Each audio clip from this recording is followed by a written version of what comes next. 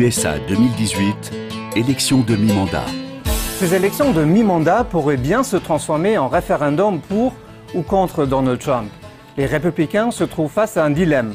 Faut-il défendre aveuglément la politique du président ou au contraire prendre ses distances avec la Maison-Blanche? Katie Harrington a fait son choix. Cette jeune femme de Caroline du Sud se présente pour la première fois à la Chambre des représentants. Elle s'affiche comme une fervente partisane de Donald Trump. It's time for a new Republican voice in Congress. It's time for a conservative who will work with President Trump, not against him. It's time for an outsider who can help end the corruption of career politicians. L'effet Trump a été payant. Katie Harrington a remporté les primaires face à un autre conservateur, Mark Sanford, connu pour ses critiques fréquentes du président. Des critiques que Donald Trump n'a pas oubliées. Mark Sanford ne m'a vraiment pas aidé pour ma campagne Make America Great Again. Je soutiens pleinement Katie Harrington en tant que candidate pour le Congrès. Certains républicains sont tellement dépités par Donald Trump qu'ils ont décidé de jeter l'éponge.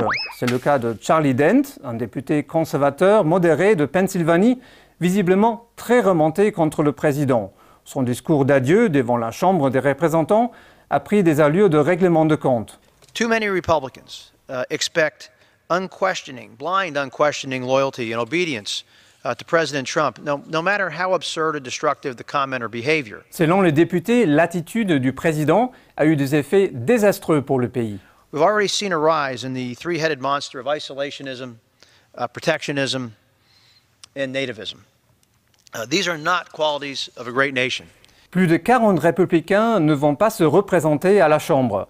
Les démocrates espèrent en tirer profit et ils ont des raisons d'être optimistes, nous explique notre correspondante à Washington, Anne Corpé. Midterms, mode d'emploi.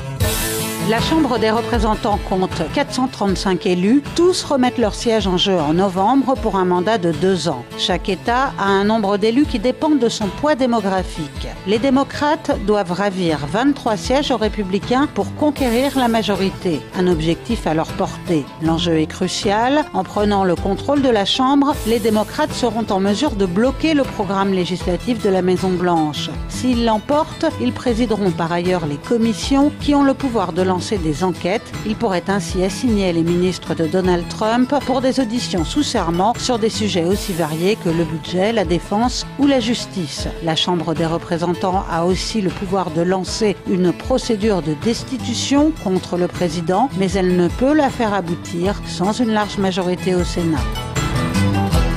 Pour mobiliser les électeurs, les démocrates pensent avoir trouvé un thème porteur, le contrôle des armes. De plus en plus de candidats en parlent, comme Ann Kirkpatrick en Arizona.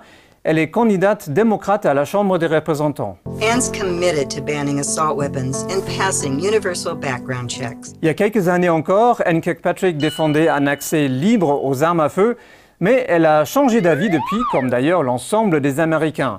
D'après un sondage Gallup, ils sont de plus en plus nombreux à souhaiter un meilleur contrôle.